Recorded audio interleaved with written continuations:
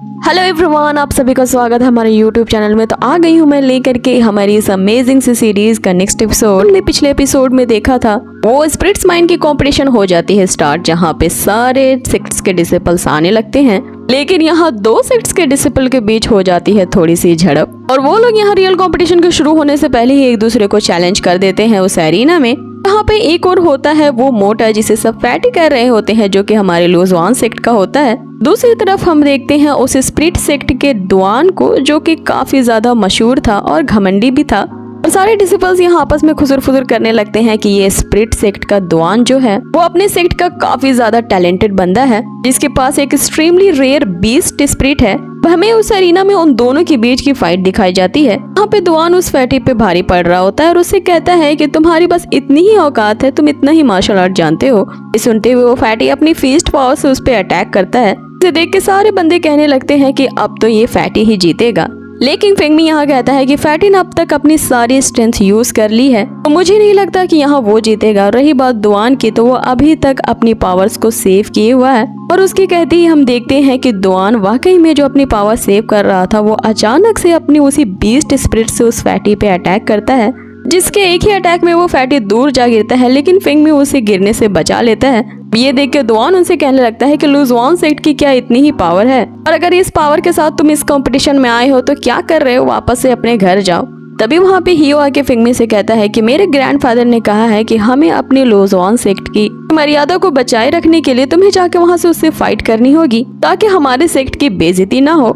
जिस पे मीन उसे कहती है कि फेंगमी अभी तक अपने फाउंडेशन स्टेज पे नहीं पहुंचा है, और इस तरह से तुम्हें उसे प्रेशराइज नहीं करना चाहिए, क्योंकि ये हमारे आपस के स्टूडेंट्स की कंपटीशन है और तुम्हें एल्डर्स को इसमें नहीं लाना चाहिए। अब वो ऐसा इसलिए कह रही होती है क्योंकि फेंगमी की फिजिक्स अभी इस लेवल पे नहीं पहुंची होती है कि वो दुआन के उस बीच स्पिरिट का मुकाबला कर सके। लेकिन यहाँ फेंगमी भी अपने आप में सोच रहा होता है कि उसके पास जो रेड फॉक्स है वो भी सेकंड लेवल का बीस्ट है, जिसे अभी भी फेंगमी ने रिफाइन किया, और यही मौका है उसकी पावर्स को चेक करने का। यही सोचते हुए फेंगमी भी उस एरिना में कूद पड़ता है।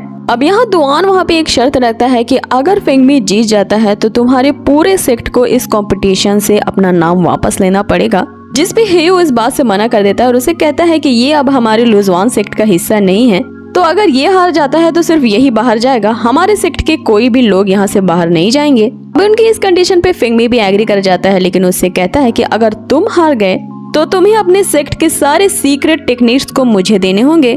जिस पे दुआन अपनी फैमिली के सीक्रेट मैनुअल बीस्ट स्पिरिट को निकालता है। अब ये जो उनकी टेक्निक होती है वो किसी भी बीस्ट के स्पिरिट्स को कंट्रोल करने का मैनुअल होता है। जिस पे दुआन यहाँ कहता है कि मैं अपनी इस रेयर मैनुअल स्पिरिट को यहाँ बेट पे लगाता हूँ, क्योंकि आखिरकार यहाँ मैं ही जीतूंगा। आगे यहाँ उन दोनों की बीस्ट के बीच फाइट शुरू होती है, लेकिन वे दोनों एक ही लेवल के होने के कारण एक दूसरे को काफी टक्कर देते हैं। लेकिन यहाँ दुआन अपने व्हाइट टाइगर के स्ट्रेंथ को अपनी मैजिक से बढ़ा देता है। देख के फेंगमी भी उसकी इस टेक्निक को आजमाते हुए अपने 5 एलिमेंट रिंग से उस रेड फॉक्स की पावर को बढ़ा देता है। अब यहाँ इन दोनों बीस्ट के पावर्स को आपस में टकराने से वहाँ बहुत ज्यादा एनर्जी रिलीज हो रही होती है। लेकिन हम यहाँ देखते हैं कि जो फेंगमी का बीस्ट वो रेड फॉक्स होता है, उसकी पावर्स अचानक से 3rd लेवल पे पहुंच जाती है। फेंगमी की इस टेक्निक को देख के सारे लोगों से रियल जीनियस कह रहे होते हैं। आगे हम देखते हैं वो छोटू सा रेड फॉक्स जीत जाता है और उसका व्हाइट टाइगर वहीं पे ढेर हो जाता है। लेकिन यहाँ उससे भी ज्यादा इंटरेस्टिंग बात ये होती है कि फेंगमी अब अपने उस सोल डिवोरिंग बीस्ट को एक्टिवेट करता है,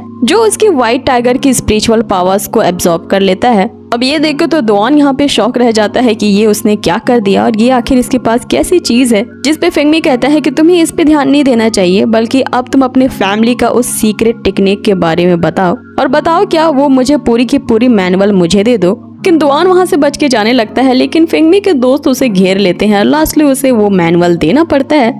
मीन उसके पास आती है और फिर से उससे फ्लर्ट करने लगती है। कहती है कि 2 सालों में तो तुम तो और भी ज्यादा इम्प्रूव हो गए, और अब तो तुम मुझे पहले से भी ज्यादा पसंद आने लगे हो। लेकिन फेंगमी उसे यहाँ अपने करीब करते हुए कहते हैं कि आखिर तुम यहाँ किस तरह के लाइक के बारे में कह रही हो, मुझे और थोड़ी डिटेल में बताओ। अब उनके बीच इस रोमांटिक सीन को देख के सारे डिसिपल्स हूटिंग करने लगते हैं। तभी हमें वो मास्क मैन नजर आता है, जो अपने मन में उनसे कह रहा होता है कि अभी जितना मर्जी है उतना ज्यादा हंस लो, कि आज रात होने वाले कंपटीशन में मैं तुम्हें इतना रुलाऊंगा। अब ये कहते हुए वो किसी एल्डर यू को इन्फॉर्म करता है कि आपके लिए एक गिफ्ट तैयार है।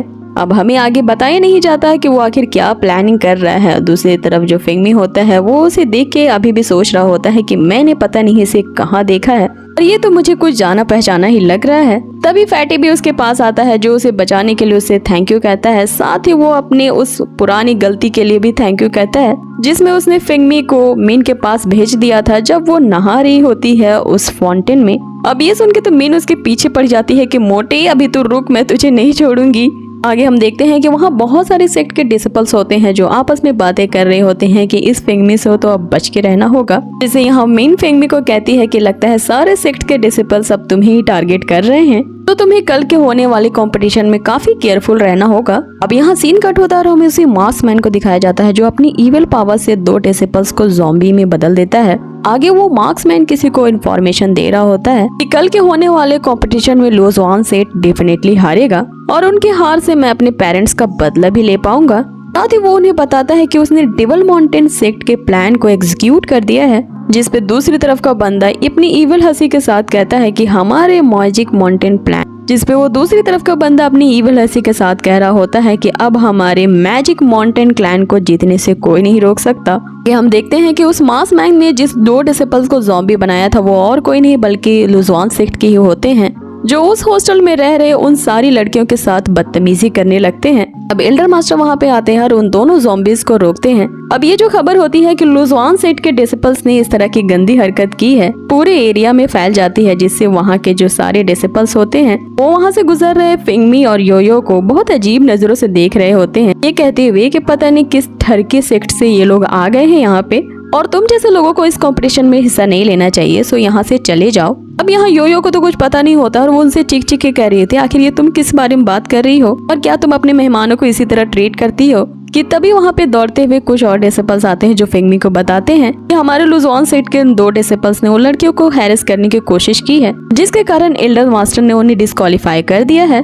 जिस पे फैटी उनसे कहता है कि अभी तो कंपटीशन शुरू भी नहीं हुआ और हमारे 2 डिसिपल्स को निकाल दिया गया, तो अब हम कैसे जीत पाएंगे। कि तभी वहाँ पे और भी सेक्ट के डिसिपल्स आते हैं जो उनका मजाक उड़ाने लगते हैं और फिर वहाँ पे अपेयर होता है वही मास्कमैन। आगे हम देखते हैं कि वो फिंगमी को अपने साथ उसी घने फॉरेस्ट में ले जाता है। आगे हम देखते हैं वो मार्क्समैन फिंगमी से कहता है कि वो एल्डर मास्टर्स के ऑर्डर से इस फॉरेस्ट के एनवायरनमेंट को चेक करने आया है। वो फिंगमी से कहता है कि अगर तुम ब्लड रिफाइनिंग सेक्ट से हो तो घूम जाओ, मुझे तुम्हें चेक करना है। और उसके घूमते ही वो मार्क्समैन एक स्पिरिचुअल रॉक को एक्टिवेट करता है, उसमें अपनी पोटली से कुछ निकालते हुए उस रॉक की तरफ फेंक देता है। इसके बाद वो तुरंत ही वहाँ से भागने लगता है, लेकिन हम यहाँ देखते हैं कि फिंगमी भी अपने ट्रैकिंग तलिस्मान को उसके ऊपर फेंक देता है। और अब इसी के साथ हमारे ये एपिसोड होता है खत्म। वाकई में ये सीरीज तो बहुत कमाल की है और मेरी पर्सनल फेवरेट बन चुकी है, क्योंकि ना इसमें फाइटिंग के ही अलग अलग स्किल्स दिखाए जाते हैं, बल्कि अलग अलग सीन के साथ हर एपिसोड में कुछ ऐसा दिखाया जाता है जो आपको सस्पेंस से भर देता है। तो गाइस, इसी सस्पेंस को जानना है तो आपको बने रहना होगा हमारे इस चैनल के साथ। तब तक रखिए अपना बहुत बहुत ख्याल। Take care, bye.